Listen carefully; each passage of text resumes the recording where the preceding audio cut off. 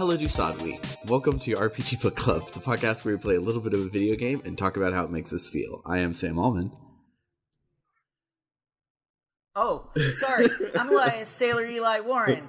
I 100% spaced out. And Helly do sad we to you too. I'm Maddie Weapon. And today we'll be playing part 3 of Final Fantasy X, stopping after the Spherimorh fight in the Macalania Woods, which is a little earlier than we said last time, but a lot of things happen with this little stay over at Seymour's, so we wanted to definitely the right decision. Yeah.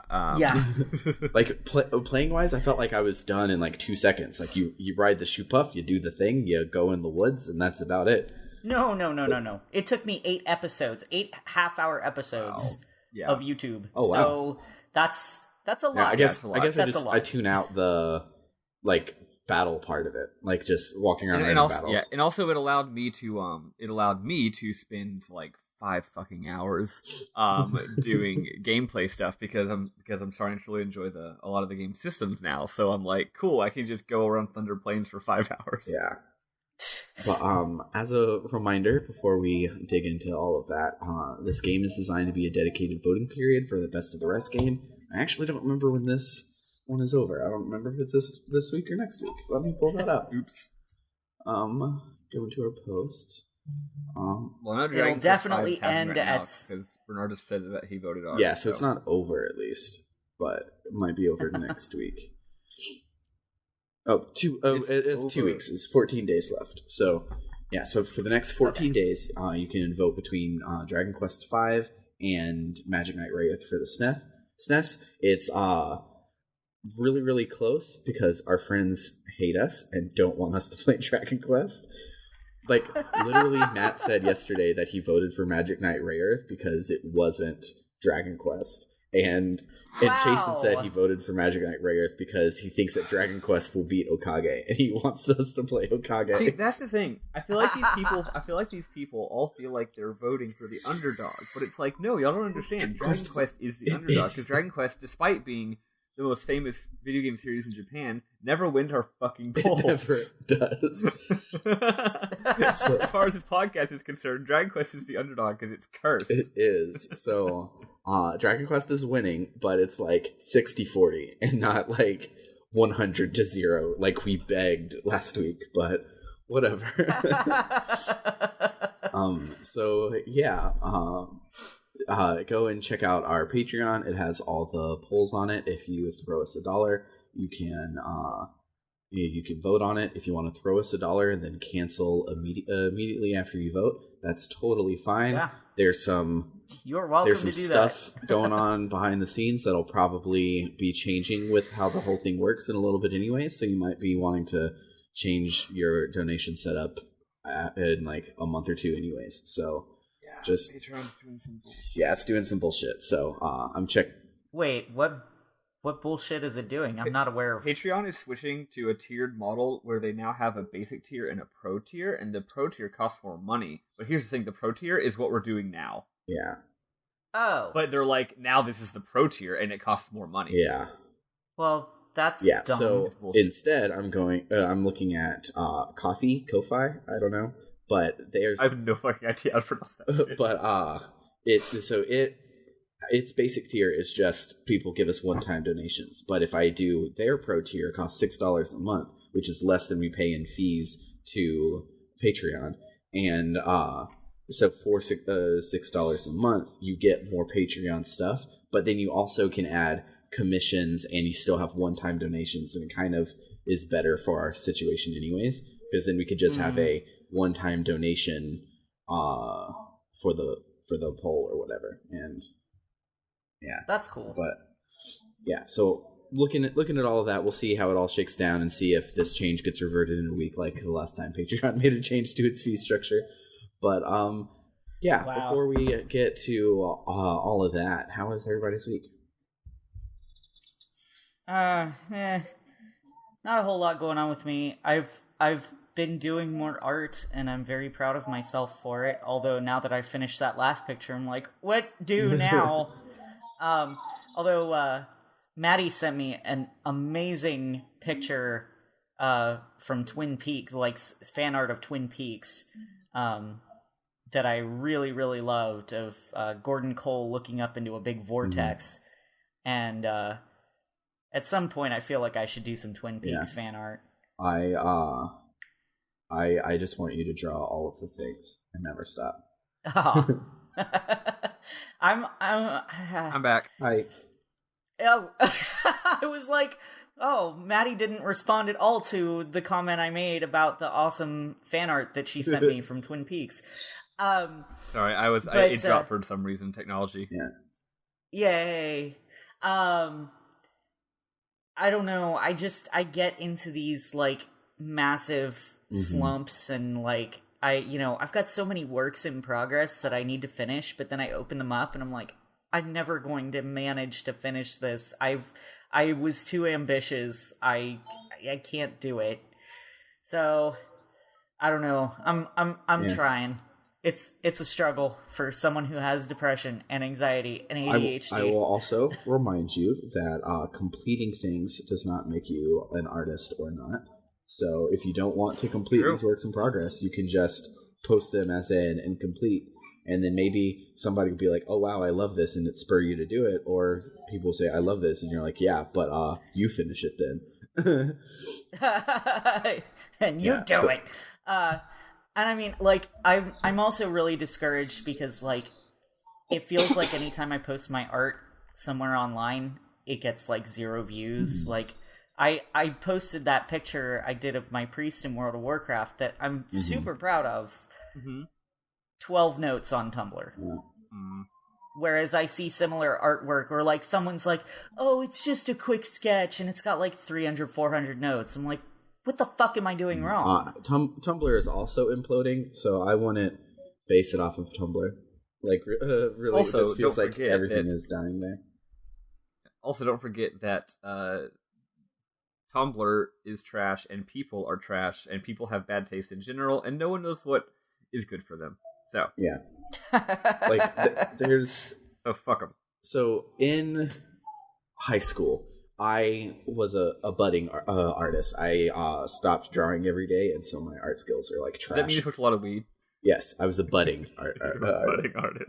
But and so I would draw this these little things. I called them nips, which is just pink backwards, but they were like half Kirby, half Domo. And I would like draw them on all of the things, because you basically would just draw 3 weird looking circles, add pupils to 2 of them, and then ta-da, there's their face. Then you just draw the body around it. And so I was like doodling those everywhere, and I loved them. And nobody like gave a shit. Like I would like show them to people, they'd just be like, that's cool or whatever. And then this girl, Corey, she saw them. She's like, oh, that's so cute. And so she started literally drawing my nips, but like gave them like alien antenna squigglies on them. She drew them everywhere, and everyone was like, oh my god, that's so cute, Corey, blah blah blah blah, this is that. I'm like, it's because she's a cute girl. She was, because she was a cute girl, but it still was just like, oh, okay, so doesn't like art is fake. Okay, that's fine. Let's just move on. That's why I'm a cute girl now, obviously. Right? Like now I can just steal Sam's art and get all of the credit. Yep, absolutely. Never underestimate the power of never underestimate the ability for horniness to cause quote unquote rational quote unquote just the facts only please quote unquote logical men to be the exact opposite of all those things. Yes. Yeah. But what about you, Maddie? How was your week? Also, just real quick, my birthday was great. Me and Eli had a whole bunch of fun in that escape room. It was we did really bad. We technically didn't. We took 62 minutes, so the timeline was 60 minutes. I think it was 64. Yeah. It didn't feel that bad because but at the beginning, because nobody has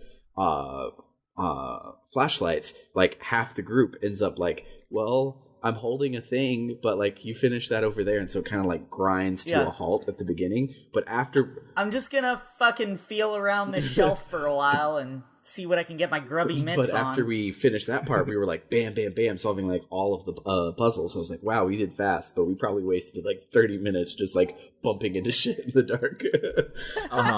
But and scaring each other. So many... I was sitting in a chair at one point, and Summer's sister-in-law, I'm sorry, I can't remember Izzy. her name. Izzy looks over and she's like, oh my god, I thought for a second you weren't you. I was like, nope, still me. There were so many times, still here. So many times where like somebody would be on the other side of the desk I was on, and I would just be like looking around on the desk or something, and then put up my flashlight. There's just a person's body just like standing over me, and I'm like, oh, okay, never mind. Eli, would you say you were still you despite everything? Yes. But sorry for inviting you to talk and then cutting you off, Maddie. But go ahead. Oh, it's fine. I have some news for y'all. I've got something cool that I'm sending a picture to you right now in the chat. SpongeBob voice. Look what I got! Yay! Yay! Cylinders. Anyway, I'm gonna take one of these right now. I got some Spherimorh last night. Yay! Spherimorh Agnew. I'm so happy for you. Just grind it up into a fine powder and snort it up your nose. Don't do that. I will not. There was some douchebag online talking about, like, blah, blah, blah, you know, snorting hormones isn't going to make you the opposite sex. And I'm like, excuse me, you know nothing about how hormones work. We don't snort them, we smoke them. Thank you. Or you apply a topical cream. Yeah. Anyway, bottoms up, bitches. Woo! Kampai. Okay, I'm probably gonna feel like I'm gonna die later. It's gonna be great. It's gonna be great. Love Sweet. it. Love it. Awesome. Yeah, that's Fantastic. definitely what those do. All right. Sweet. All right. Yeah, I don't really care what else is happening in my week. cool. That's all. This really is all that mattered, and I'm glad that it was recorded. Yeah. That's the important part. Okay, so before we begin, there's two things that need to be addressed. So there's one thing. There's actually an interesting plot point that was mentioned a while back. We just forgot to mention it, and it got lost in the shuffle. So Yuna, sweet Yuna, is half Al Bhed.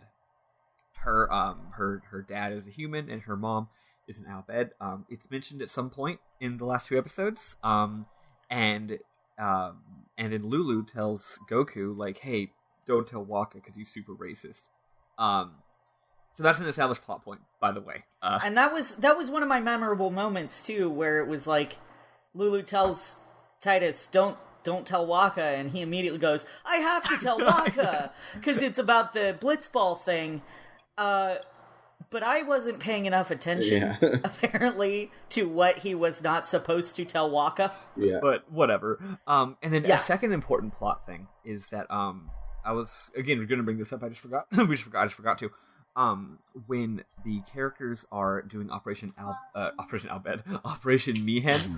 in the previous chapter, and they're like, Seymour shows up and is being all Seymour-y. At one point he talks to Yuna and he's all like, Lady Yuna, will you let me be? Or he's basically just like, I want to be your friend, we should be buds. And then he's like, I want to be the Zeon to your Yunalesca, and I'm like, I don't know who these people are, but basically it just really, to me at least, really came off like he was hitting on her in kind of a weird way, and spoiler alert, he was hitting on her. That's going to be relevant today. Yeah. Yes. Yeah, it didn't feel like hitting on at the time, but I realize now that I was wrong. Yeah. Maybe I just interpreted it that way because I've played the game. Yeah. But who knows? Anyway, so when we last left our heroes, we had just gone to the a bunch of people had just died, and then we had gone and done the Thunder Dungeon. And now we're on to go to continue on our journey. So we go through a place called the Moonflow, which just it's a line with some trees on it. And who should appear but characters we didn't mention last week. Real quick, there's these Ronso. Real quick, and Maddie, before we jump into that, so I was checking to make sure that we weren't spoiling, and not only is Yuna half Albed, her uncle is the Cid of this game. So yeah, kind of. Oh, that's right. Important. She did mention her uncle Cid. Yeah, and that will be found out next week. Yeah. Okay. So, we meet the Ronso. Yeah. So there's these Rons we've already met once before. We met them in Luca. They're basically like bullies. They're way bigger than Kimahri, and they're like, "Oh, little Kimahri, you suck." Well, and Kimahri's horn is also broken. Exactly. They have full horns. So yeah. They're mean to him about that. Yeah, they call him hornless. They're basically Hans and Franz. Yeah. That's not the accent. I don't know what accent they have, but whenever I try to do it, I guess that's what it sounds like. Anyway, so this is the second time they showed up to just pick on Kimahri and tell Kimahri he sucks, and that he left the tribe or whatever. But this time, Kimahri stands his ground. It's really cool. Kimahri goes, basically, he's like, "Did y'all just come here to pick on me?" Like, and they're like, "Actually, no. We have a reason we're here. We're here to warn you about the summoners disappearing," which is a thing that we heard about last week. Then they leave, basically, and they're like, "Good luck," you know. Goku asks Kimahri, "Do those guys have something against you?" And Kimahri's like, "Look, I'll deal with this. This is a Ronso problem. I'll deal with it my way." And Goku's like, "I'll help." And Kimahri's like, "No." Please don't. We have a second Aeon battle. It's hard as fuck, but you can cheat, and you can use 2 Aeons, so then it's not as hard. Yeah. It was still impossible for me to beat. Yeah. Mostly because when I meant to heal myself using Ifrit's fire, I used it. I've never even thought to do that. You can oh my fucking god, that's Eli, you're brilliant. You can do it with Ixion's thunder too. That is. I'm a stupid boy. I'm a stupid girl. I am a tiny child who does not grasp the I did win the battle, world. But it was difficult, and I didn't think to do that. Yeah. Well, I just happened to notice that like Ifrit had gotten hit by fire when I had summoned it at a different point, and it healed That's a very obvious thing that I was too dumb to figure out. See, it's okay. Like you come from the systems Final Fantasies, and we've spent way too long in the story Final Fantasies, so we forget that. Like, well, to be fair, a lot of RPGs you can't target yourself. True. So that's the other thing. Yeah. Back in my day, Cure killed the undead. Like I think the last couple of RPGs we played, you can't target yourself, so that's also part of it. Yeah. Anyway, if you win, whether you win or lose this battle, you unlock one of the game's systems. You can now train your Aeons. Which means you can use loot items to teach them new moves, but you basically can't because they all cost way too many items. So you're going to be ignoring this for the next 10 hours. Yeah. And also, none of the skills were ones I really wanted. So I'm like, why am I going to waste 30 ability spheres to then let you be able to take ability spheres from the enemy? Like, I'm not going to do that. Yeah. Well, it also, it was like, oh, how come her character, her Ixion has haste and yours doesn't? Here's how to get it. And so it goes through this tutorial. Also, I'm so over the amount of tutorials that are in this game. I'm not about games full of tutorials, but I will not... Especially the Final Fantasy style where it takes over your screen and, waits for 10 seconds for the thing to go between each, like a little finger to click. And you're like, I got it. Let me skip it. I got it. Yeah. Can I just not? Can I not? Throw up a single text box that says it. I'll read it and I'll get it. Just let me move on. Or I won't read it, and that's my problem. Yeah. It's my fault. Let me deal with it the way I want. I won't go into my full I hate tutorials rant, but it teaches you how to get haste, but haste is not an available option for any of your frickin' Aeons. I keep wanting to call them Espers. What happens is, I'm pretty sure an ability only appears if you have at least one of the item that you need to get it. Ugh. So yeah, it. That explains why anything I wanted was not there. Yeah, so it's not gonna be like, here's every ability in the game. You have 0, right? So I think haste you need. I have haste on my menu now, so I know that once you get one of a certain item, it's like, okay, now you need 20 of them to get haste, right? I don't have haste. I just have it as an option on my menu that is grayed out. Yeah. So progress. The other thing about this is that we're about to unlock the game's other major system in just a bit, and guess what? They use the same loot items. Yeah. So it's like, you want your people to not suck, well then it takes longer for your Aeons to not suck. I actually have taught my Aeons I have taught all of them all of the null spells now, and that's pretty important and useful, actually. Yeah. Yuna has them, so I'm not super concerned at the moment, but I get, well... Oh, no, if you're playing with an Aeon, because... Okay, yeah. Aeons can't cast stuff on your party. They only cast stuff on themselves. Right, because your party isn't out when you're using an Aeon. I don't like this. It's not regular summoning. Yeah, it's a whole ass thing. Yeah. It is, and it's confusing.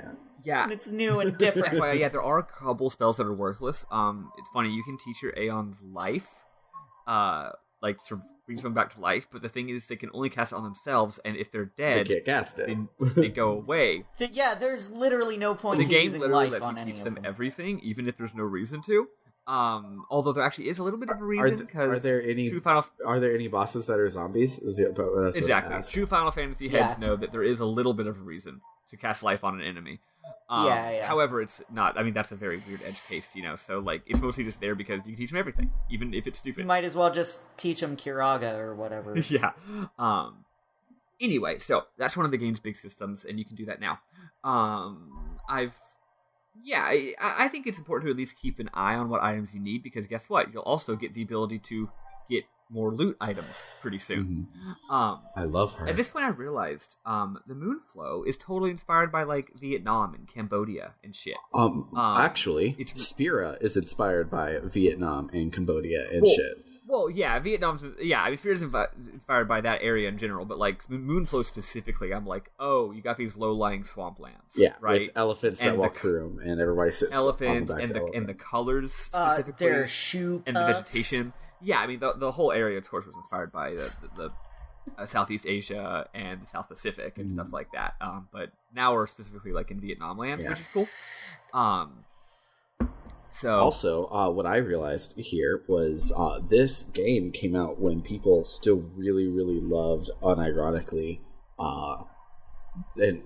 because let me finish that sentence before I go into the thing. They loved unironically the Star Wars: The Phantom Menace because these little blue guys are Gungans.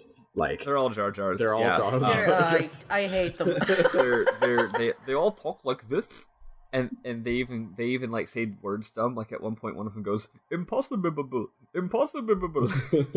They're hella Jar Jar, and it's great. This was a marketing boon in 2001. We hadn't grown tired of those movies yet. Yeah. So at any rate, there's a really brief little scene where someone explains a little bit of lore here. They're like, this river is called the Moonflow. It's really, really pretty at night because all these things called the Fireflies, that I'll explain a little bit more later, show up at night and it glows. And Goku goes, I've got an idea, being him. And Arn immediately is like, horseradish is not an instrument either. Arn is like, we don't have time to wait till night. We gotta go. And Goku's like, okay, cool. We'll come back after we defeat Sin. Titties is just so excited about everything. He loves to exclaim things. That was one of my notes that I deleted. So anyway, then you get to the Shoe Puffs, and as has been mentioned, Shoe Puffs are giant elephants, and they walk through this river to get to the other side. That's how you get there. Kamari shares that when Yuna was here as a child, she was on the Shoe Puff, and she fell off, and Kamari had to save her. But then it turns out that she jumped off on purpose because it was fun, and then she jumped off 3 more times. And Kamari was really worried, and Yuna just goes, whoops. 10 years ago, when they were on their pilgrimage, Jet saw the Shoe Puff, and he thought it was a fiend because he was drunk. So he attacked it. And what a surprise, he was drunk. So they had to pay all their money to make amends for attacking the Shoe Puff. And Jack swore to never drink again. I hate this man so much. Even when they humanize him a little bit at the end of our playthrough today, and I still hate him so much. Yeah. I don't like the humanization that they give him either. Like, you can't even just say the words "I love you" to your own son, like even through a fucking orb. You, I'm sorry, I've skipped ahead, but he's bad. Well, I think the humanization is I think important because it's like you can humanize him, and it turns out he's still evil. He's just a realistically evil person now, and not a cartoonish evil person now. But he still sucks, and you still hate him. Yeah. And like, anyway, this part right here made me so mad. I even talked about it in the Discord because, as we saw last week, crying 10-year-old son says, "Daddy, please don't drink anymore. You hit me when you drink, and it makes mommy mad." And he goes, "I'll stop when I want to. Fuck you, alcoholism is great." That he hurts an animal once, and he's like, "You know what? Drinking is actually bad. Let me stop that." And he was like, "Ugh." Well, I do think that he had gone. Well, you'll probably see it later. He's gone through on his journey. I think he went through a lot of personal growth. Yeah. So by the time he got to the shoe puff, he had already become, I think, somewhat of a more decent person. And probably realized he was stupid. But anyway, yeah, still. Yeah. Oh, also, it's the same shoe puff. If you look at the background, you can see the shoe puff I can see has scar. these big scars on its hind legs, which is pretty great. And RN, if you talk to him like 3 or 4 times, he goes, "But it looks like that shoe puff is still in business," or something. And talks about it. There's an important line of foreshadowing that I'm going to bring up later, and not now. Okay. In the memorable moments. So you go off on your journey. We find out that not quite yet. Few more pieces of information. Yuna used to live in Bavel. She wasn't always a small town girl. She used to live in the biggest city in Spira. She only moved to Besaid after Braska defeated Sin. Side note, the Crusaders have their little subplot. They can't take their choco on the shoe puff. Lucille says, "Where there's a will, there's a way." And future narrator Goku reminisces and is like, "I wonder how she's doing." She's doing okay. Which I think is cool. So now we're on the shoe puff. Some more lore. They look beneath the water to see a 1,000-year-old Machina city. It was built across the river on a giant bridge, but the bridge collapsed and sank. Guess the hubris of man, right? Right. They talk a bit about the same thing Waka always says, which is that sin is their punishment. Turns out they do use some Machina, like the Blitzball Stadium. Mm-hmm. Turns out, and this is a little upsetting. Yevon just decides which Machina are okay. They say, you know what, we can use these, we can't use this, which I think is weirder than just a blanket ban. Yeah, because it's more like, oh, this church is like unilaterally like kind of deciding what the rules are. It's almost like when churches look at the book of Leviticus and they're just like, you know what? I really like polyester shirts, but I don't like gay people. So let's only talk about this one, but these are okay. Yep. And I mean, like, on one hand, I get it. Like, not liking gay people, I don't get. But on the other hand, it's like, of course you're gonna eat lobster. Like, have you had lobster? Have you had gay sex? Seriously. So at any rate, but there's a little bit of consistency. Turns out mostly the bad Machina are weapons. Yeah. So back in the day, people made more and more powerful Machina, eventually making weapons that could destroy the entire world. That sounds like an allegory, especially coming from a Japanese game studio. Yeah, I was thinking the exact same thing at this time. Yeah. I was like, I wonder if I'll ever play a Japanese game that doesn't say, "Hey, America, we don't forgive you." Which they shouldn't. They shouldn't at all. Yeah, no. But still, they kept fighting. Even though they could destroy the entire world, they didn't stop fighting until one day Sin came and destroyed the cities and the Machina, which finally ended the war, but now they have to live with Sin. Tidus is like, but the machines themselves aren't bad, and Lulu goes, only as bad as their users, and Waka's like, yeah, like the Al Bhed. the grease monkeys. He goes on a racist tirade, pretty much. So, like, no one was even being racist, and Waka's just like, by the way, the Al Bhed suck. Suddenly, the Al Bhed show up and kidnap Yuna. There's a boss fight. You go underwater. You fight a thing. It's one of 2 boss fights this week. I forget. Was anything going on with this boss fight, really? I don't even remember what its shtick was. It just kind of happened. I don't remember either. Oh, it's the underwater thing. So, shit. What did it do? It had like a really tough water ability that it would hit you with, and then it did this thing where it would go up and charge something, and if you didn't do the extractor, that was it. Yeah. If you didn't do 500 damage to it, right then it would use depth charges against you. Yep. Nasty. You could also provoke it to prevent the depth charges. Oh, that's smart. That's cool. But the depth charges, Aqua Shooter would then increase by 50% in damage. So provoking is not really a good idea. Gotcha. Yeah. I went off grid. I went off track most of my characters' sphere grids to get them a lot more HP than normal. So all my characters have a shit ton of HP. So things like that, they hit me, and I'm just like, fucking bring it, bro. So anyway, speaking of the sphere grid, real quick. So I completed Kamari's really small sphere grid. Well, I didn't get him Ultima because it requires 4 level 4 keys to get to it. But so I completed his, and I was like, who do I want him to be yet? And so I just at random picked Waka, and I realized this, like, last time I was playing, I was like, I should have picked Tidus, because Tidus can become Orin really quickly, and I want Kamari to be Orin. So I'm just like, this would be the easy sphere grid already has me all mixed up on like what I want to do. Okay, but you're fine though. He makes a good Waka. Okay. Yeah, as long as you didn't try to make him Lulu, because yeah, no, that sounds. I don't know how the damage calculations work in this game, but it's very extreme because. Are you both doing expert sphere grid? I'm doing standard. So okay. Everybody has like one long track that takes them all around the sphere grid, but Kamari's is just like 2 circles. So he just goes around the 2 circles and they come back to each other. And when they come back to each other, you then have all these locks, and the locks take you to the starting space for everybody else's except for Orin's. Orin's isn't directly accessible. So I was like, well, I can't take him to Orin, so I'll just randomly pick Waka.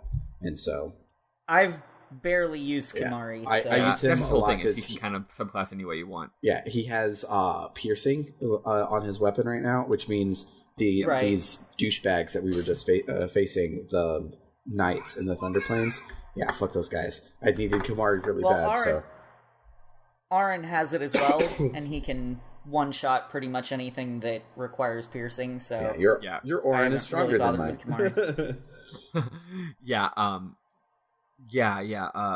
Don't make me into Lulu, because my Lulu, her like Fira will do like, say her Fira does like 2,000 damage against someone. Mm-hmm. Kamara using it will do like 400 damage. Yeah, that's wild. Which is different than normal Final Fantasies. I think normal Final Fantasies, like the level of the spell, like the like which spell it is a big part of the calculation. And in this, it's like very minor compared to what's your magic stat. Yeah. So anyway, yes. So after you fight the battle, they're chatting again. They're still on the shoot buff, and Waka's like, "Why do the Albed want Yuna? Maybe they're mad because they lost the tournament."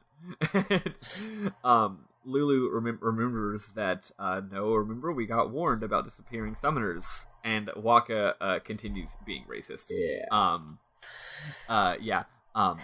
So afterward, we get to the other side of the Moonflow. Minor NPC dialogue I'm going to bring up here. We finally get official confirmation that Braska is dead, instead of just being able to read between the lines. Some NPC says, Braska must be smiling from the far plane, which is where the dead people go. And another person says, you should see Braska in Guado Salam. And I'm like, huh? But I thought he was in the place where the dead people go. Maybe the dead people all just don't die. They just retire and go to Florida. They go to a farm. So you continue through the forest, and OMG, who's that lying on the ground? It's Riku, our favorite character. And I now know nothing about this video game. This was the cutscene. I was poised over my screenshot button to take a picture exactly when she touches her glove, because that's when it would glitch out on my old game. And so this is the point. And to quote Samurai's Scamg, if I take another step, then I will go on farther from home than I've ever been before. Yep, we are now into the unknown for Sam. Yeah, Sam has now not played this game. Yeah, Riku takes off her like diving suit thing and gets into her actual designed Tetsuya Nomura suit, and she's really cute. Yeah, and she's like, "You asshole! You beat me." You're like, "How are you doing?" And she's like, "Terrible! You beat me up." And Goku's like, oh, you were the one piloting the boss we just fought. Oh. What the hell? Why did you kidnap Yuna? And she's like, it's not what you think. And we can talk for a second about what we think it is. But yeah, she's like, it's not what you think. Then the rest of the party shows up, and Tidus is like, hey, it's the girl I told you about. She's an... he almost says that she's in Al bed, and then he realizes that he shouldn't say that.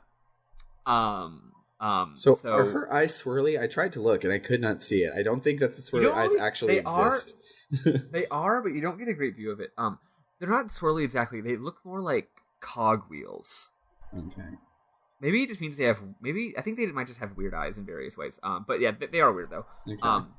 So anyway, then Lulu is... of course, he also doesn't tell them that, oh yeah, that person who tried to kidnap Yuna, that was her.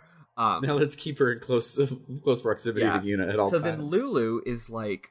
Waka's like, hey, how y'all doing? And Lulu's like, Waka, we need to have girl talk. So then Lulu and Yuna and Riku retire off to a corner and talk about something that y'all could probably figure out at this point, especially given the thing I mentioned at the top of the episode. And then they come back, and Yuna's like, hey, even though I just met Riku, I want her to be my guardian. And Aaron is like, okay, sure. And everyone but Waka knows that she's in Al bed, and Tidus even narrates from the future. He's like, and he never found out she was in Al bed. And I'm like, wait, does that mean that, like, the entire game he never figures this out? So we'll see if that's actually true or if that's just weird writing. But yeah, Waka is real dumb apparently. Yeah. Yeah. So what do y'all think they were talking about? I have no idea. I just realized you actually can't quite figure it out. When you were like, yeah, it's based off what we talked about earlier. I was like, well, why do you think why do you think Yuna would be so quick to be like, person I just met is my guardian now? Oh, is Sid a connective tissue between the two of them? Yeah. Yeah, I would. Yeah. That would be my guess. They know each other. Okay. Yeah. It's cool, and I guess Lulu also knows this. Okay. I won't say how they know each other though, but yeah, they go back. They go way back. So, real quick, gotta explain some more. You pick this lore up from everyone, from a bunch of NPCs. There's this like scholar guy who talks like this, and now he shows up in every place you go. I guess he's pilgrimaging along with you, and he explains lore to you. I think he's really cute. Yeah. And at the end of explanations, he always goes, and that, as they say, is that. What I love about this game is game is like a road trip movie, even more than Final Fantasy 15, because Final Fantasy 15 you can go anywhere. This one you're trapped on in a road trip movie. You don't get to go everywhere. You have a point A to point B, but you still meet the same characters in like every stop along the way. It's like, did everybody decide to have the exact same road trip today? Yep. And it's like, yes, they did. Yep, exactly. So it's cool. So like, even though the plot stays really focused, you still have all these subplots that are just happening. Yeah, like all like literally parallel with you as you all travel along this road. So yeah, this guy explains the shoe puffs. He explains everything. He also explains, and other NPCs do too, these things called pyreflies. So whenever you kill enemies and the little sparklies fly out, those are pyreflies. And whenever someone dies and Yuna has to send them, those are pyreflies. Pyreflies are just weird spirit wisps, and they're just they're not exactly the spirits of people is the thing. It's more like they're just the energy of what once was a person's soul. It's not like literally a ghost flying around where that thing is the whole person. You know what I mean? It's just like it's the essence of a person is what remains in the pyrefly. And those things are in the Moonflow, and those things all go to this place called the Far Plane, the Farscape, where they live. And when they go to the Farscape, though, it turns out that they have a lot to do with memories. So, like, turns out if you go to this place called the Far Plane, you can see your dead you can see people who have died. You can talk with your dead dad or whatever. But you're not really talking with them. You're talking with your memories of them, given form by pyreflies. Also, the spheres in the game, like the spheres that are everywhere in the game, they have a sphere-based society. Those are like crystallized pyreflies. And that's why you can, for example, like record video with a sphere, like it's a camera, because they're capturing your memories as images. And you can also record like data and information and experience and a 200 HP inside of a sphere. There's more to it as well. There's more stuff about fireflies, but that's the main thing. Yeah. Also, what's cool is, I forget the details, but there's sort of a more religious explanation for how fireflies work, and then there's a more secular explanation for how it works. Mm-hmm. And you'll find out that anytime you're talking to like Waka or Yuna, they'll explain like what they're doing. But then if you talk to Riku, she'll explain it differently. That's cool. Which I think is really cool. Yeah, because she's not a Yevon follower. She has a atheistic view, of a scientific view of how these things work. Which is cool as shit. Yeah.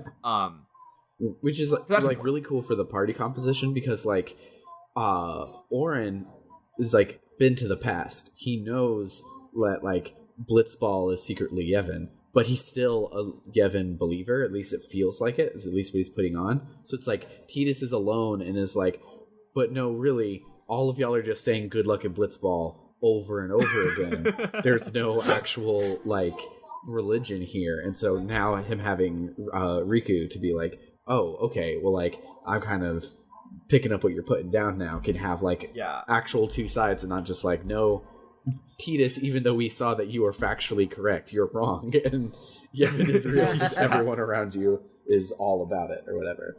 Yeah, totally. So you get to Guido Salam. You get to Guido Salami. Which is just some fucking elf shit.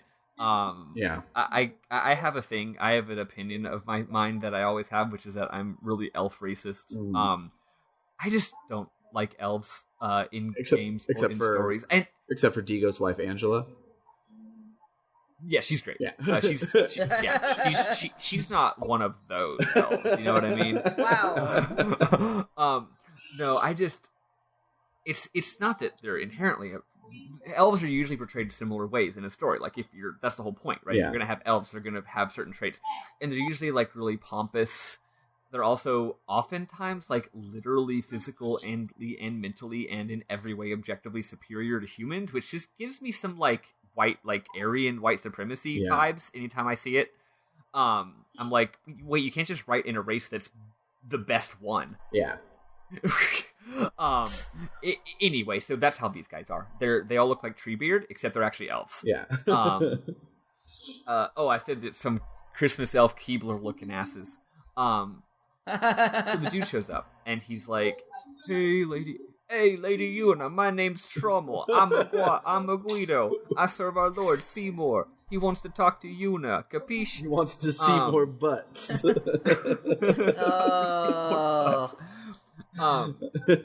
So he says that he wants to see Yuna, and they're like, oh, what does he want with Lady Yuna? Turns out Seymour, in addition to being a maester, in addition to being the priest of Makalania Temple, is also literally the president of the Guidos. So, which seems like a combination of things that is too much. You explore the town, learn some lore, it's whatever, we're gonna skip it. You go to a hells of creepy mansion. You can tell it's creepy because the creepy music plays. Yeah. And also it's just, there's trees everywhere. It's like, it's cool. You chat with the party, and then they're like, okay, now you can go from the entrance hall to the dining hall, and you go to the dining hall, and then you talk with the party again while you're waiting. I hate that it's like, all right, Master Seymour's ready for you, and you walk through, and it's like, Master Seymour will be here in a second. Please wait and talk to your party again. Maester Seymour is definitely giving you the runaround and being a bitch ass here. Right. You find out that Lord Jiskel, the leader of the Guado, died not too long ago. They don't say exactly how long. I'm guessing in the last couple of years, I would say. Didn't when everybody showed up for the Blitzball tournament, they were like expecting Lord Jiskel, and it was Lord Seymour. Oh, maybe you're right. So maybe it was even in the last couple of months. Yeah. Yeah, I forgot about that. So anyway, turns out Jiskel is really respected. He's actually the one who converted all the Guidos to Catholicism. He's the one who converted the Guados to Yevon. They were probably doing some elf religion shit. Mm-hmm. And then they're like, no, what if you worshipped Yevon? But their new leader, Spherimorh, is really amazing. And Trommel goes on and on about he's like the savior of not just the Guados, but like mankind, maybe. And then Spherimorh shows up and he's like, oh, you. He does the FF7 thing where the whole room turns into a hologram room. Yeah. And you're now in ancient Xanarkand. Flying around. And Goku's like, hey, I've been to that coffee shop. You learn a lot of lore here. You learn about Lady Yunalesca. She was the first summoner. She lived in Xanarkand before the fall, so like contemporary with Goku. Yuna's father named her after Yunalesca in having high hopes for her, right? But this is what Spherimorh says. Spherimorh's like, Yunalesca couldn't do it alone. She had to have a bond of love. And I'm like, oh gosh. And you can see Yuna getting like visibly uncomfortable here. Yeah. So then I feel so bad silent. for Yuna for like the rest of this entire playthrough. Like she's going through some shit. Yeah. So Yuna and Spherimorh and the party are all standing apart. And they watch a scene where this big knight dude named Zayon shows up, who apparently is Yunalesca's lover. And they like are hugging or smooching or something and loving each other. And then Spherimorh like bends over and like whispers something to Yuna, but we don't hear what it is. And then she like puts her hand to her mouth like, oh my goodness, like a huge surprise, and a huge shock. Then the hologram fades and Yuna paces back and forth. She's like very troubled. She's like thinking. She's like, oh no. And then finally she tells the party what's going on. She's like, yeah, Spherimorh just asked me to marry him. Yikes. Yeah. So that's this game's next big plot thing. Yeah. So Spherimorh says that the job of a summoner is to be a leader and to ease people's suffering. Marrying Spherimorh would form ties between the humans and the Guado, and it would make the people happy. It would be an inspiration. It takes a long time through a lot of discussion and stuff for Tidus to speak up and be like, yeah, but like Yuna obviously is uncomfortable. I think this guy's a total creep. Like, is nobody paying attention to that? Like, come on. And like everyone else is just like, oh, politically this is great, and Yuna's just like, thanks guys, I wanted you to not agree, but okay. Yeah. Spherimorh. So they all leave. Yuna's like, I gotta think about it. So they leave, and then Spherimorh says to Auron, he goes, Auron, why are you still here? And Auron's like, what? And Spherimorh's like, oh, I beg your pardon, we Guado are keen to the scent of the far plane.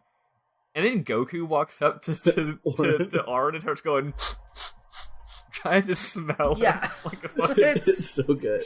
Like a creep. He's so fucking stupid. I love him. He's me. I identify with Goku so hard. So outside the party discusses this revelation. They all have different opinions.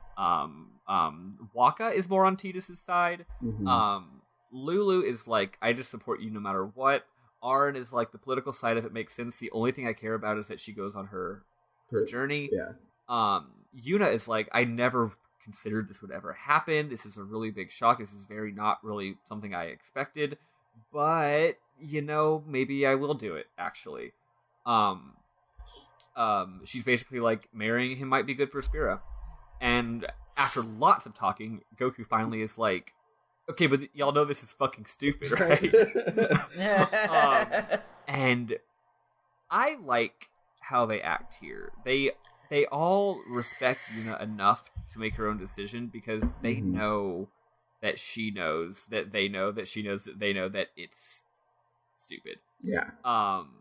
But they're like, look, if you legitimately want to potentially sacrifice your happiness for a political reason, if that's something that you think is worth doing, we're not going to stop you from doing it. Yeah.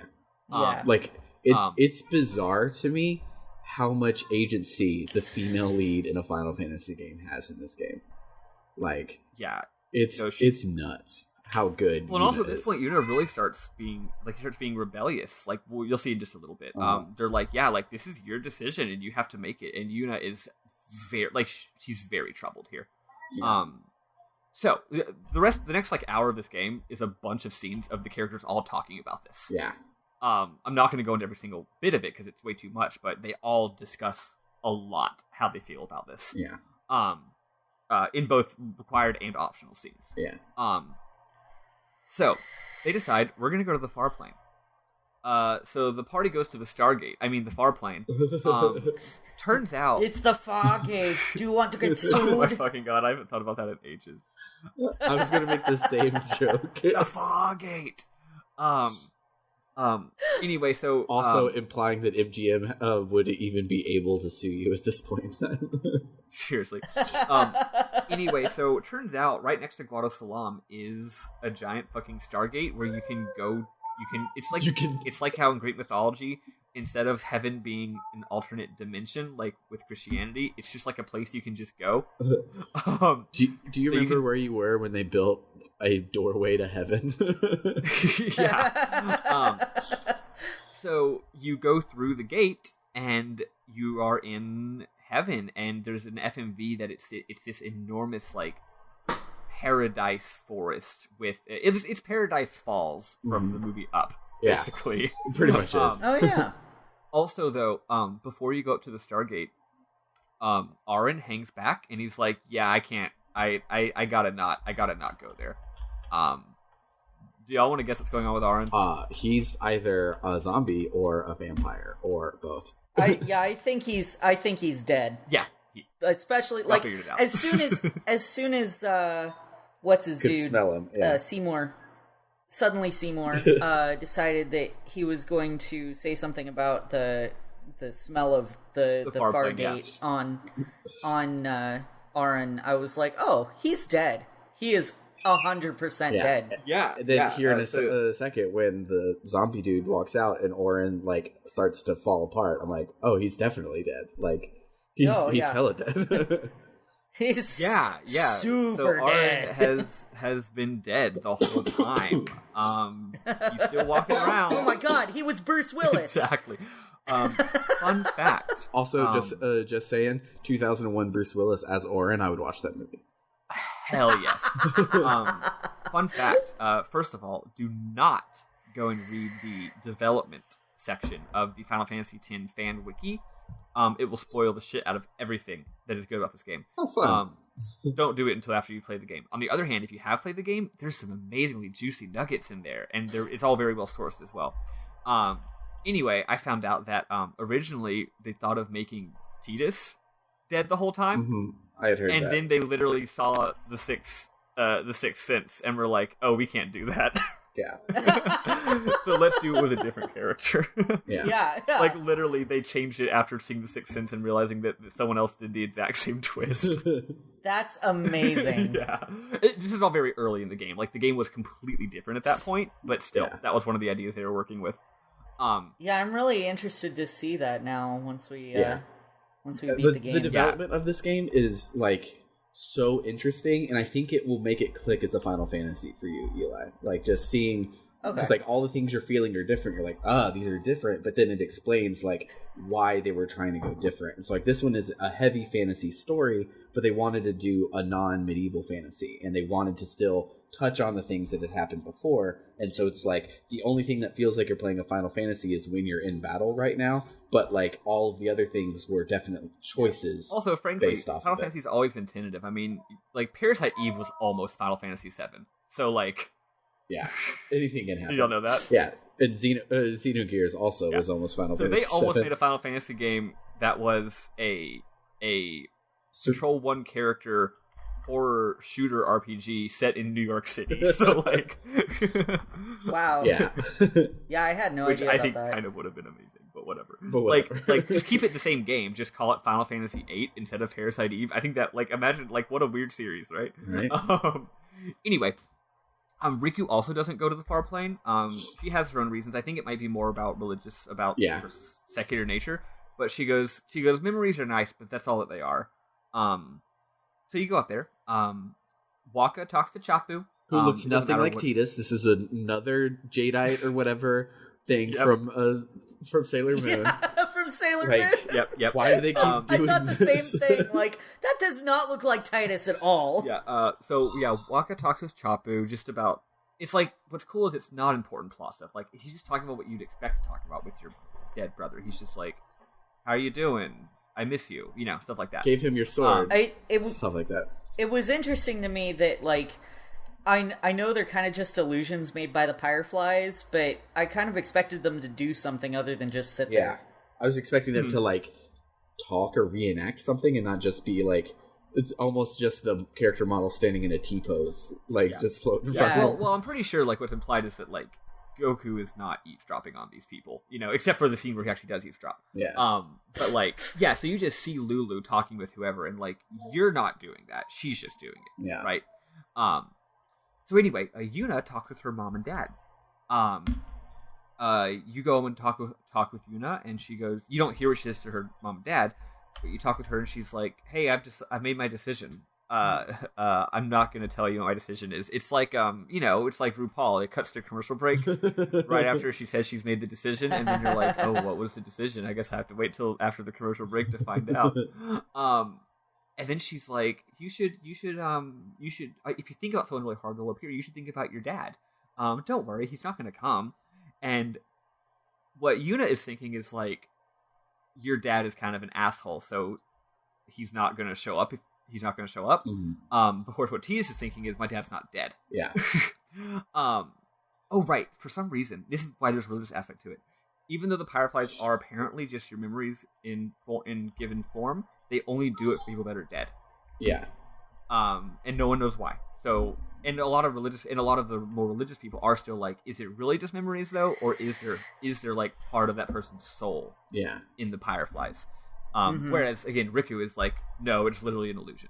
Yeah. You know. But then they're like, well, then why is it only dead people? You know. Mm-hmm. I'm with Riku though. Yeah. So anyway, what's interesting is he thinks about his dad, and his dad doesn't show up. And then she's like, why do you hate your dad so much? And he's like, well, I just realized it's because of him that my mother, and as soon as he says my mother, his mom appears. Yeah. She shows up, and he's like, why is my mom here? My mom no one ever did ascending on my mom.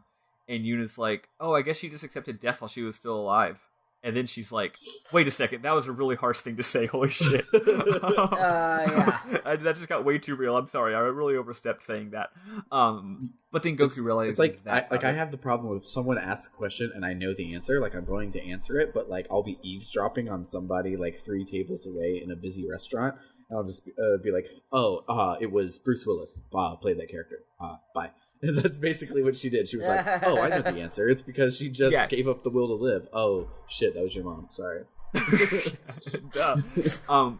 Goku realized that the reason he really hated his dad was because his mom loved her husband, like, way too much, the way that sometimes women love their shitty husbands way too much. And when he died, she just lost all the will to live. Yeah. So it was the effect that his dad had on his mom that really is what upsets him. Yeah. So anyway, they leave the far plane, and all of a sudden a zombie comes out of the far plane. It's Lord Jiskel. He's trying to get out. Yuna has to send him, but when she does, a sphere pops out, which I thought was very convenient, but then I realized, wait a second, spheres are crystallized memories made by Fireflies, so makes sense actually. So she takes it. Lulu is like, someone's like, was Lord Jiskel not sent? And Lulu's like, no, there's no way he wouldn't have been sent. But maybe a super powerful emotion, such as, I don't know, my son killed me. Must have tied him to this world anyway. So all of them, like, this part's cool. Like, all of them know something's fucking up. And I think they might even kind of know what it is. But they just aren't going to think about it, or say it, or talk about it. Yeah. Because it's not really their place, and it's frankly a bit over their heads. So they wait on Yuna to tell Seymour, and again they talk. I'm going to share what one person says, though not everybody. Lulu has 2 talks with Titus. The first one, she just keeps trying to explain Yuna's motivations, and Titus is like, I just don't get it. The second time you talk, though, Lulu says, if Yuna gets married, I would want it to be for love. But if Yuna said she wanted to marry the one she loves, I would have to object. And Goku's like, I don't get it. I'm actually not 100% sure I know what she means here, but I think I know what she means. What do y'all think she means here? She's obviously in love with Tidus, and she doesn't. Okay, yeah, doesn't approve and Lulu knows this. Yeah, yeah, and Lulu doesn't approve of that relationship as it stands yet because it would get in the way of the whole sending thing she's got to do. Yeah. I didn't really pick up on that at first, but it makes sense. Yeah. Also, Lulu goes, also, don't fall in love with her. She goes, I shouldn't need to say this, but don't fall in love with her. What did you guys You get a dialogue box here. What did you guys pick? Where you can... Huh? What did you pick? Oh, hold on, I'm going to tell you first. So the dialogue box, there's 3 options. There's, okay, I won't, and then there's, like, no promises, and then there's, like, you're really more my type, Lulu. Yeah. And, of course, I picked the third one. It's not no promises, it's too late, which is the one that I picked. Too late, yeah. I picked you're more my type, Lulu. And I thought if you picked that, it would be, like, sarcastic, and she'd be like, lol. But actually, if you pick that, she's like, interesting. And I interpret that as Lulu being like, yeah, I would fuck this guy. Like, or is her name Lulu Strider, and it's like 3 layers of irony where she's just saying interesting because she still agrees with your first point. I think she's like, look, I'm never going to fuck him, but like, I would, you know, like she, I think she enjoys the idea that you like her, and it's like, Lulu's, here's the thing, even though Lulu's the same age as everyone else, she's totally written like she's a MILF. Yeah. Right? Like that's, yeah, a little bit. She's a MILF. She's, I think she's totally like, interesting. If only we weren't on this pilgrimage. Right. If only you it do look like Chapu, apparently. You do look like Chapu, exactly. What did y'all pick? I picked that it was too late. I was already in love with Yuna. What did she say? She just said, I think she said something like, I figured, or something. Yeah, I can't remember what I picked, that actually. Makes sense. Lulu knows what's up. Yeah. Anyway, then Shalinda shows up, and it's like, hey, y'all are waiting around for Seymour. Seymour left. Dude went to Macalania. Something is very, very clearly extremely bothering Yuna. She's very troubled. Auron calls her out on it. He basically straight up says, like, what the fuck's going on? And she's like, nothing. Everything's fine. So it's time to go through the Thunder Plains.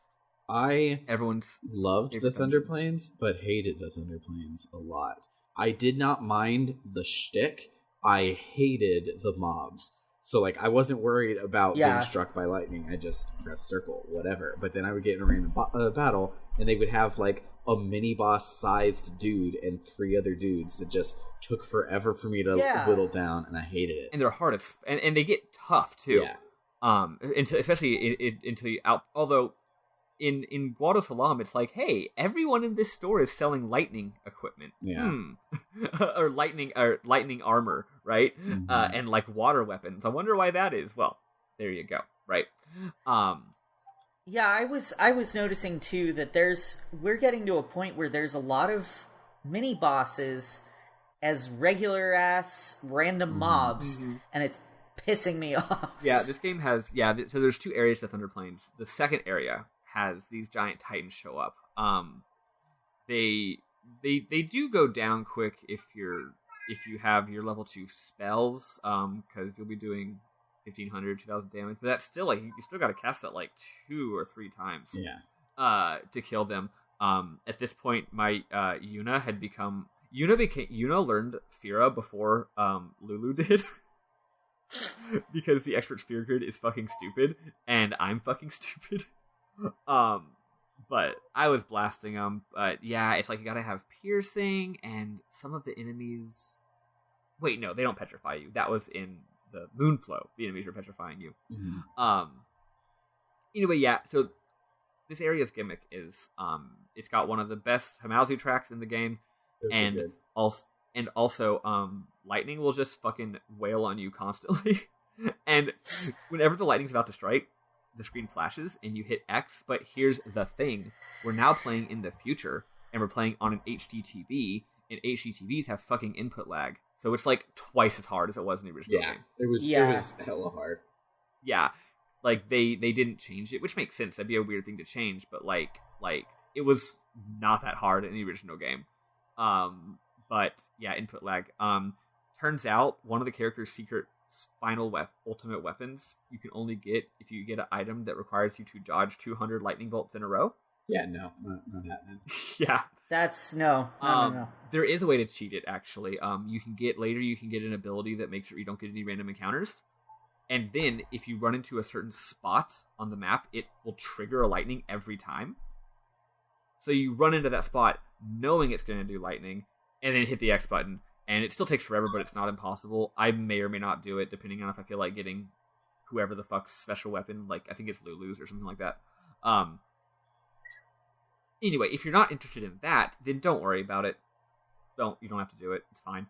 Anyway, you go through the Thunder Plains. Riku is scared to death of lightning, so she's not having a good time. Yeah. Halfway through the area, Riku is flipping the fuck out. She, like, crawls around on the ground like a bug. It's really cute. She's just absolutely losing her shit because of the lightning, which, like, it's very scary. Like, honestly, the rest of the party's being remarkably chill, frankly. I'm not scared of lightning in, like, a way that is unusual, but, like, if I was in a place where lightning was happening constantly and I did get struck by it, like, 50 times, I would be like Riku in this situation. Yeah. So she's like, can we please stop at an inn? And Arn's like, it's not going to get better. And she's like, please. So you stop at an inn. There's a cute little scene where you can choose to help Riku or not, and that gives you affection points for her, which is a system that doesn't matter in this game. Yeah, like, isn't it plot that Tidus and Yuna end up together? Like, yes. Not to spoil it, but like it's one of the most famous romances. The affection points isn't like the date from FF7. Yeah. It's a very weird minor system that I might go over at the end of the game. I didn't even know it existed until this playthrough. Yeah, I figured that's what these questions were asking, because you had a bunch of dialogue choices that didn't really do anything this time. But I'm like, why would I hit on Lulu when, like, the cover of the game is Tidus and Yuna, like, wet and naked in a fucking pond? It's like, yeah. Yeah, no, it's not affection in, like, a romantic way. It's affection in, like, a friendship way. It's all the party members. That's the Old Republic too. Yeah. Okay. Sadly, like, FF7, you can go on a date with Barrett. In this game, unfortunately, you cannot go on a date with Auron. Damn. Sadly. Aww. So you're staying at the inn. Goku decides to be stupid. I feel like you can explain a lot of the game this What way. a shock. Goku decides to go be stupid. He's being stupid with Auron, and Auron's like, go be stupid somewhere else. so Tidus, don't you have somewhere else to be stupid? No, till 4. So Goku is walking by Yuna's room, and he hears something mysterious, a mysterious voice from inside. Sounds like a Guido almost. He's like, hey, I'm being murdered here.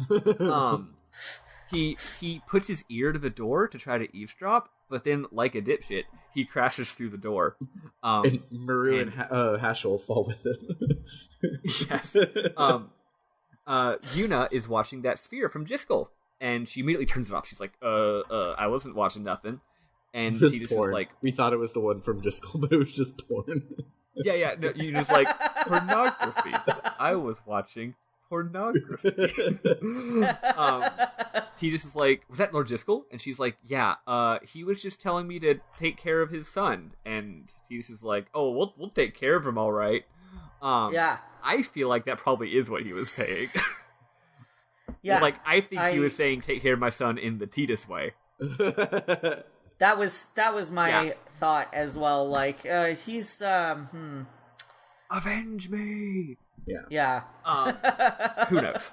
Pretty sure his son killed him. Yep. So finally, in the middle of the fucking damn ass Thunder Plains, thunder is striking you every 5 seconds, and Yuna turns around and she's like, "Okay, stop! I have something to tell y'all." And they're like, "Here?" And honestly, I get it.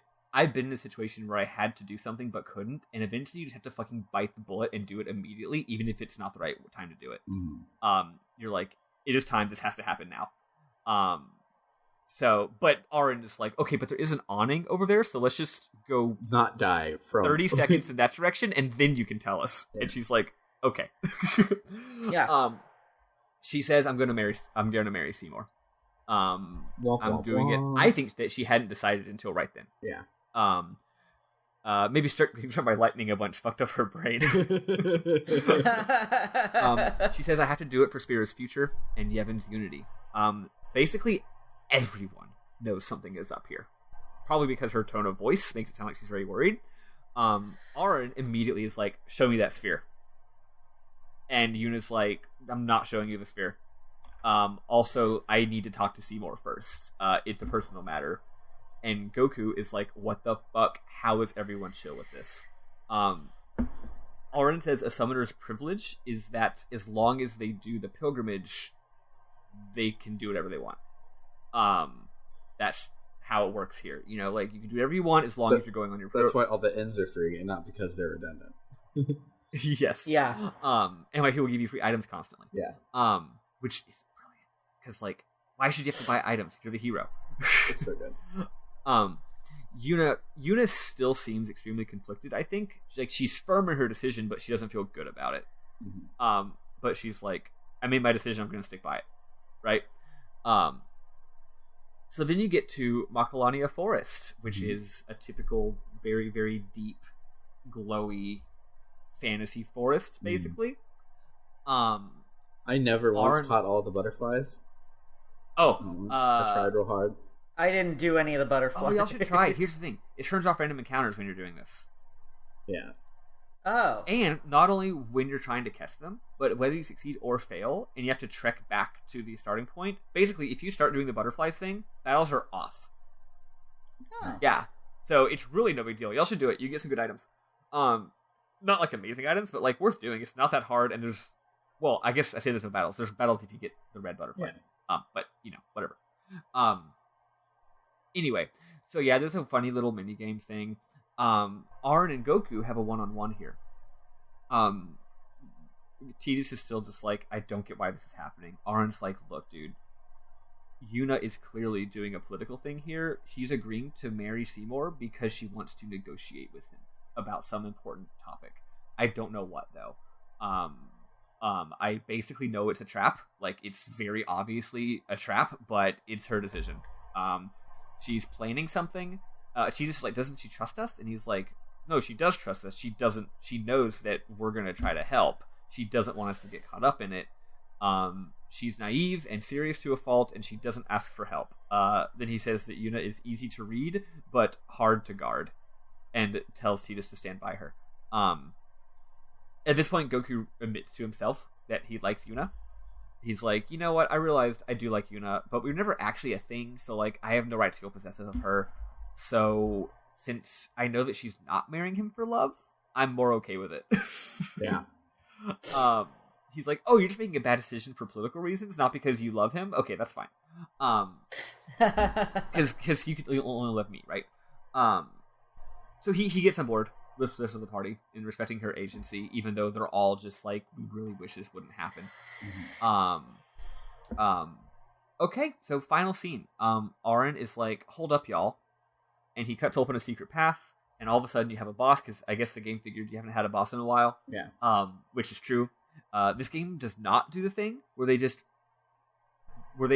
arbitrarily shoehorn a boss in to the end of every area, which is nice. Yeah. You get to the end of Thunder Plains, it wasn't like, here's a boss for no reason. So they do at least have some sort of plot reason for there being a boss. You fight Spherimorph. Did you all have trouble with this guy? I did, and I looked up a guide because I had to go somewhere, and I didn't want to sit there and figure it out. I probably would have figured it out, especially because about 3 turns after I looked up a guide, a tooltip popped up and gave me the same information. So yeah. I didn't have as much trouble as I expected. Like, I had the guide up, and it sounded really scary. I used Eunice summons, and the first time I ended up healing it with Ifrit. So I was like, all right, let's just attack it, and I'll use Ifrit's fire to heal it, to heal Ifrit, and managed to do some decent damage to it for a while. And I was keeping my nulls up on my party.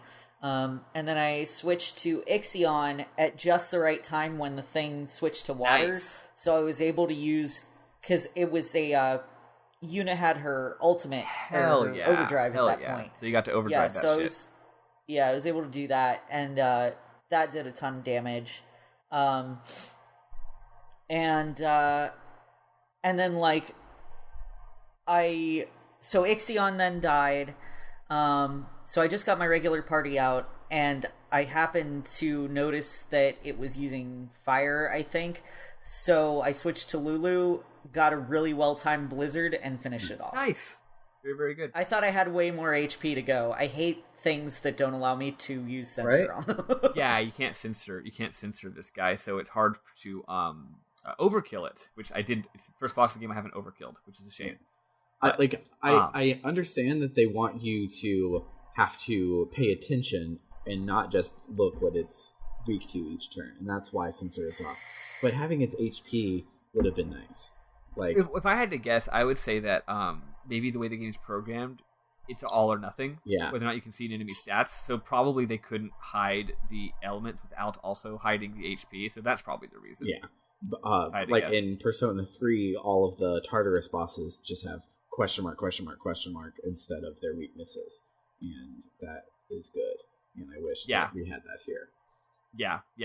He didn't have a lot of health. He's not a hard boss. He's a gimmick boss, but like an easy gimmick. Yeah. Afterward, you find out why we're here. There's this pool of water, but it's not just a pool of water. It's a pool of magic Firefly memory water or something. Mm-hmm. And Jecht left a sphere here 10 years ago. And this is where you get to one of the game's more interesting subplots. Turns out, Jecht, I thought you were going to say one of the more interesting subplots. Turns out, Auron is a fucking nerd, because that's what your next thing says. The hugest fucking nerd. No, so basically, turned out that Jecht, being Jecht, found out that he and his new friends in the fantasy world were about to go on a road trip, and decided, I'm gonna film it. So it's sort of like a home movie, and y'all don't know this yet exactly, but I've seen it twice now because I was reviewing it for this recording. Mm-hmm. I think this was taken right at the start of their pilgrimage, because I think the Makalania temple, which we'll be going to soon, mm-hmm. is the first temple that they went to. Maybe so. And that's because they started in Bavel. Yeah. Right? That's where they're from. So they're leaving Makalania Temple, and Jecht, he doesn't say anything important, he's just filming, and Braska is like, why are you filming? And Auron is like, hey, that's not gonna help us on our pilgrimage. Auron, instead of being a badass, is clearly 10 years younger and 10 years less cool. Yeah. And also 10 years less dead. Yeah. Yeah, but then there's a second scene where Jecht, I guess, sets up the camera, like against a rock or something, mm-hmm. At this place, and he records a video for Tidus, and he says, hey, kid, I'm not going to say your name because I'm an asshole dad, and also because this game doesn't have anyone say your name so that you can rename the character if you want. Yeah. Which, it was last week, just as a quick aside, Auron calls him new kid, and I'm like, Auron, you've known me you've been my guardian for the past 10 years. Like, what the hell? Why did you just call me new kid? I think he's just nagging him. He's like, you're new here, obviously. And not my name, JJ He's Max. new in town. Actually, they don't know that they know each other, I don't think. Does the party know? No, Auron told him not to say anything. Okay, yeah. So there you go. So anyway, he could have been putting on a show. Or he's just an asshole. Yeah. He's cool. Anyway, basically Jecht is like, hey kid, I actually have been trying to come home. I didn't just abandon you and your mom, but I think I probably never will. But if you ever find this, like, what does he actually say? He's just like, he does the dad thing where he can't actually say, I love you. Yeah.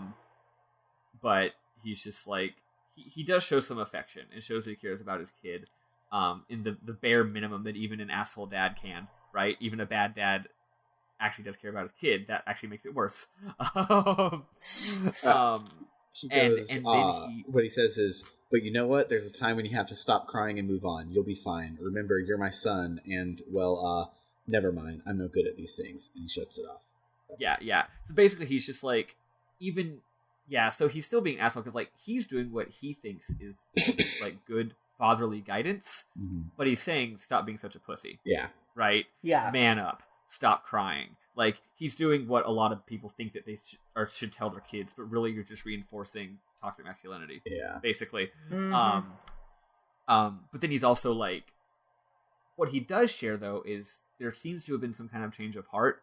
He does care about Braska and Arin and the people of Spira, even, and maybe is starting to become a little bit of a hero and feel that heroic tug, which is interesting. And I mean, he's making the video at all, which is better than nothing. But yeah, Tidus sees this, and let's just suffice it to say, he does not break down in tears because his father loves him. No, he's mostly just like, that was weird. Yeah, what he actually says is, he sounded almost serious, but it was too late. Exactly, yeah. He's like, it's like, you know, imagine if your dad is like absent your whole life or something, and then one day he shows up and he like gives you a kind of okay, he gives you like a pretty good Christmas present. You're like, thanks, I guess. That doesn't help.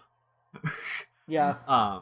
So that's Tidus. He could have like been there for me and stopped drinking and such, but you know, this is cool too. Yeah, he's like, I appreciate the Nintendo Switch. Yeah. Also, thanks.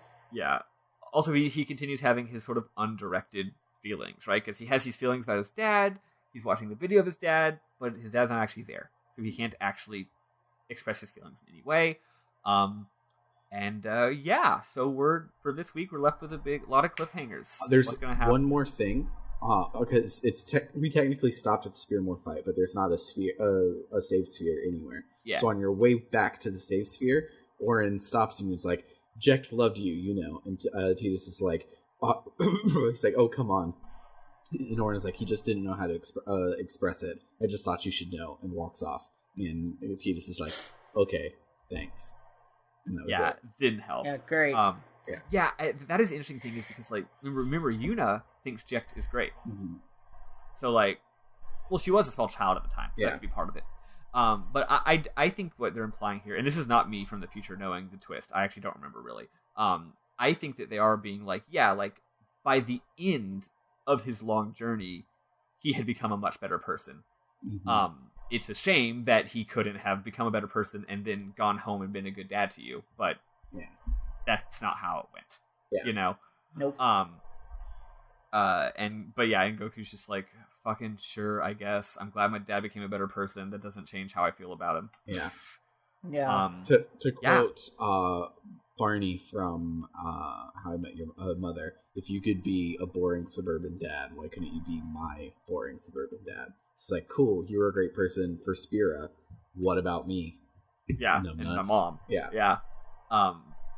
So that's it for the week. A lot of characters having a lot of emotions, and a bunch of cliffhangers. What's going on with Lord Jiskel? I wonder if he was murdered by somebody. What's going on with Yuna? I wonder if he was murdered by somebody who suddenly came into a great seat of power in the last couple of months. What's going on with Yuna? What's going on with Riku? Okay, quick little note here. At this point, you get the first Jekt sphere, which unlocks Arin's second overdrive, which is very nice. Every character has a unique way of unlocking their overdrives. Y'all should look it up if you're interested. Tidus also got his in a random battle on the way back to the sphere, and I don't think I did anything. So you get Tidus' overdrive by using his overdrive a bunch of times. Okay. Oh, okay. Yeah. So that's actually one tip I'll give you. Most characters, if you max out their overdrive, oftentimes they'll just save it. You're like, I don't need this right now. Tidus, if you max it out, you should use it immediately because the more times you use it, the more it levels up. Right? Or the more it unlocks better ones. Right? Anyway, Arin's, unfortunately, Waka's you unlock by winning at Blitzball. Nope. He's going to have elemental slots the entire game. So that's not going to happen. Mari's, y'all know.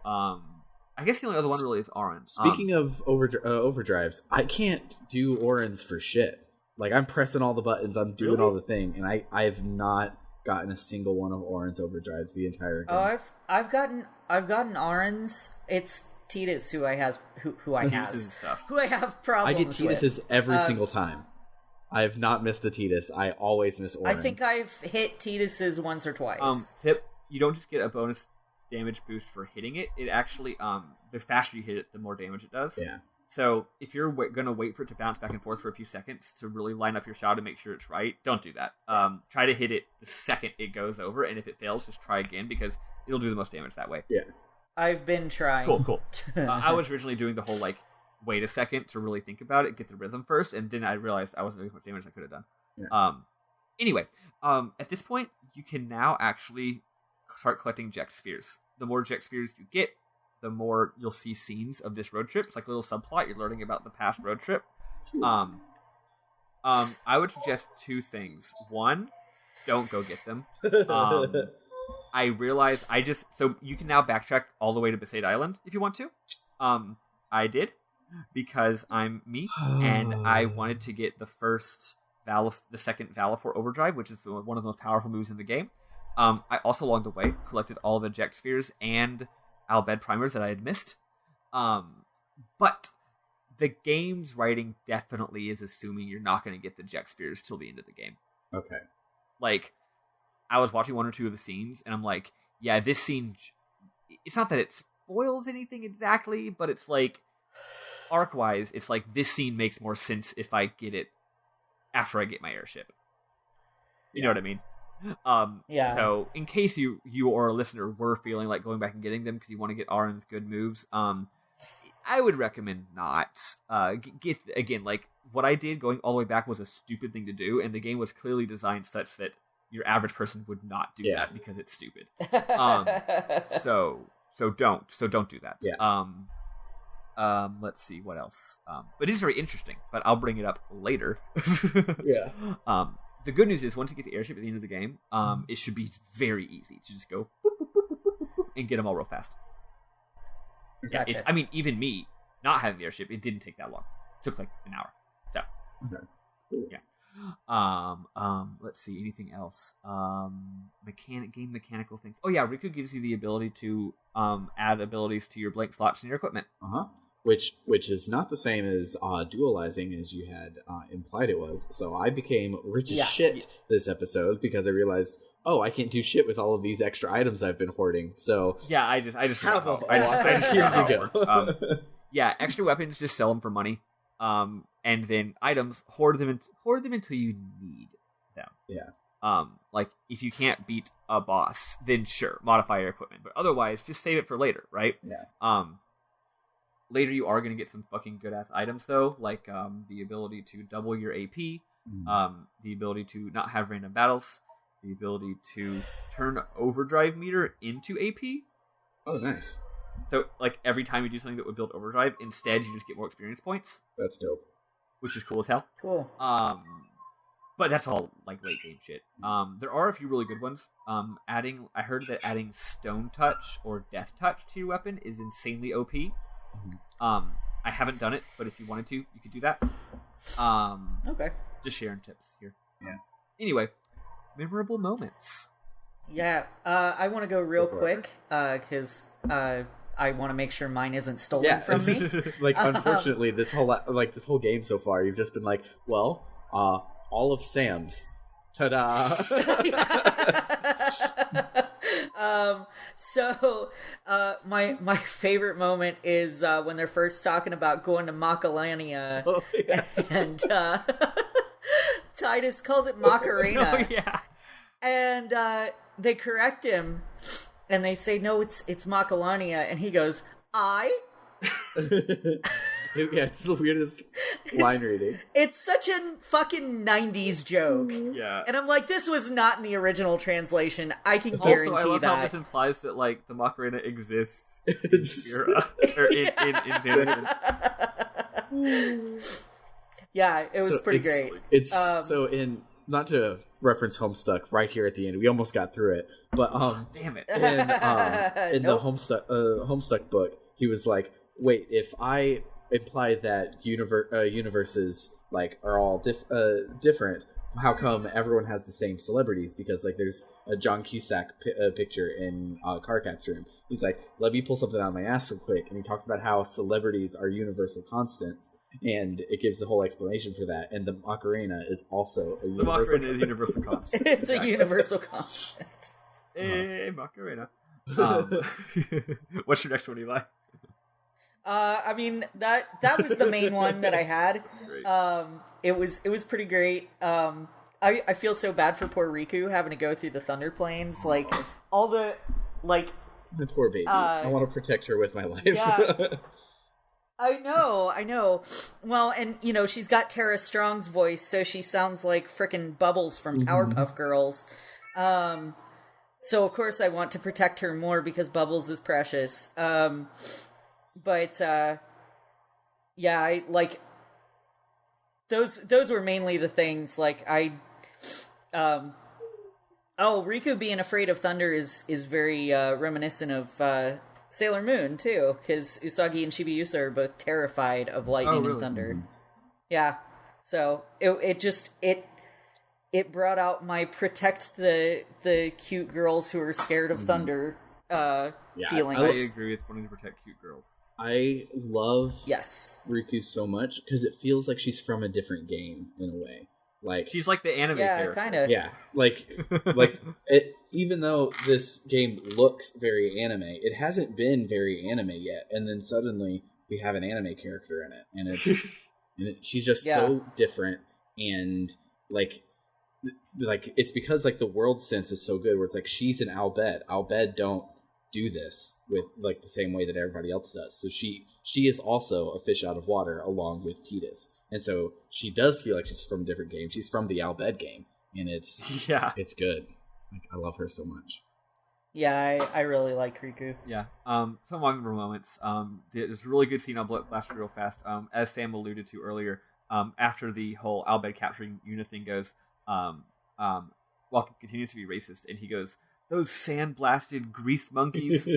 and after he calls them that, what's interesting is like that is funny, but after he calls them that, everyone's just quiet, and it literally is just like when you're at a family thing and like your uncle says something racist, and no one knows what to do. Well, he's from a different time. What's cool is that everyone else is just sitting there like clearly awkward, but Tidus. It's like, don't be fucking racist, man. Yeah, Tidus, A, doesn't have the social graces. B, isn't from here. C, doesn't have a history with Waka. In all of those, you'd think would make him a little more rude and unfiltered, but also, like, he's right. And he's also bold. So what he says is, but he doesn't just say, like, hey, Waka, don't be racist. He's like, Waka, like, what's the point in worrying about that now? We got more important things to worry about. And he, like, totally defuses the situation. And then Yuna even looks at Tidus and mouths. She mouths "thank you" at him. Which is why I know for sure that the twist about her being part Albed has happened at this point. It's really really cool. Also later when you meet Riku, when he's like, "Look, this is Riku, the girl who saved me," Waka goes, "Praise be to Yevon," and he's very dramatic. He says, "Praise be to Yevon," and does a bow, and Riku just sort of like does a pose where she's just awkwardly standing there. Which again is like when you abstain from doing anything, abstain from like bowing your head and closing your eyes when your family all starts praying. Yeah. She's just like, A little while later, this is not that important, but Lulu is explaining something, and Goku's like, "I didn't even ask a question, and you're explaining things." And Lulu's like, "What? Would you rather me not explain it?" Lulu knows what's up. When the guy is going on and on about how great Seymour is, and then he shows up, he goes, "Must I always endure such praise?" I hate him. Which is pretty good. Same. I'm going to steal that one. And finally, when the dramatic scene happens where Yuna finally reveals that she's going to marry Seymour, and they're all feeling like upset about this, first of all, Riku calls her Uni, which would be, like Sam brought up in a previous game, weird that you're being that familiar after just meeting someone, but guess what? They know each other. It actually does make sense. So she's like, "Uni, are you sure?" And then the lightning cries, and she turns her head to the sky and goes, quiet. She yells at the lightning. I love that part too. And then my final one. Actually, there's two final ones. One of them I copied and forgot to paste. Random NPC dialogue here. Not NPC, but optional dialogue here. You talk to Aaron outside the shoe puff, and Aaron goes, "Man, even after 10 years, Spirit hasn't changed. It would seem that this is a place that never changes. Something unusual would have to happen for things to change." And I'm like, "Oh, you're foreshadowing the theme of the game. Is that Tidus being not from here is a catalyst to completely upend the whole system, basically." Yeah. Finally, one of the random battle dialogues, I get into battle, and Yuna just, sometimes when you start a battle, Tidus will be like, "Let's get him," you know? In this point, Yuna goes, "Lots of fiends here, yeah?"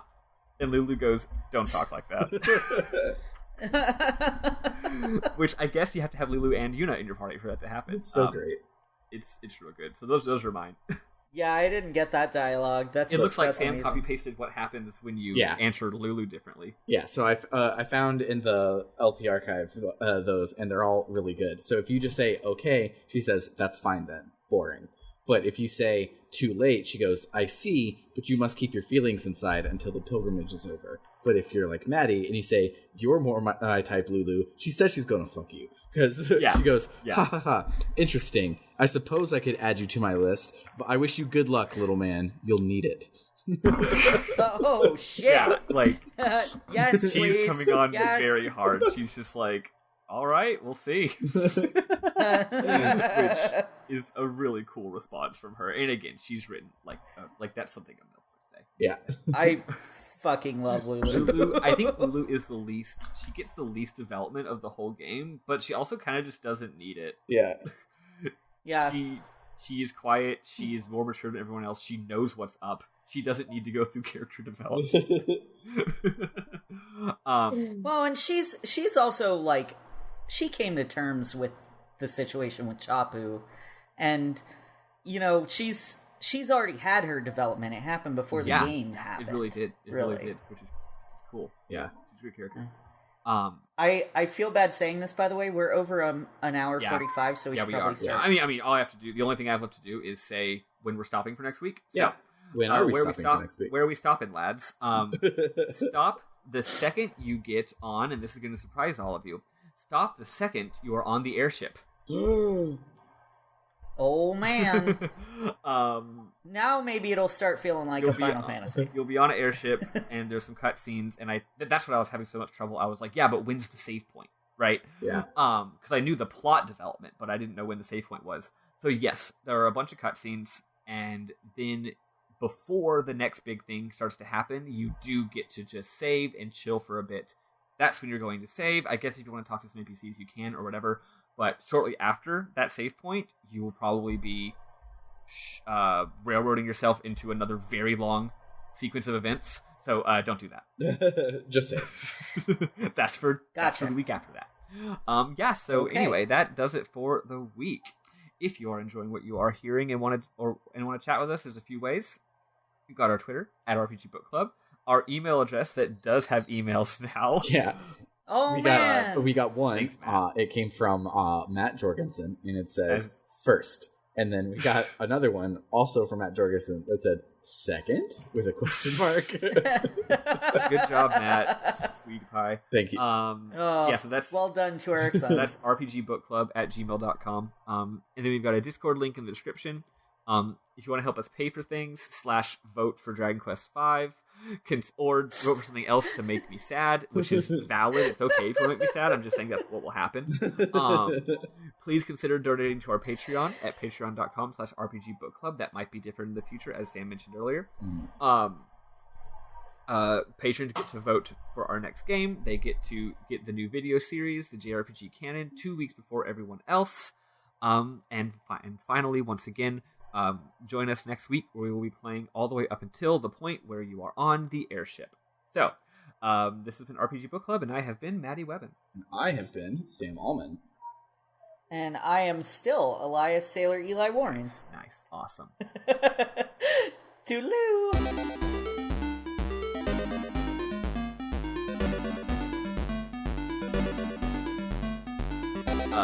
wait, what am I gonna say?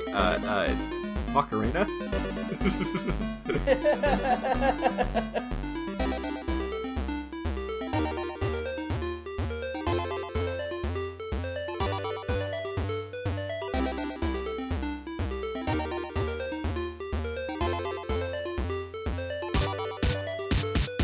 Hella do Sadwi.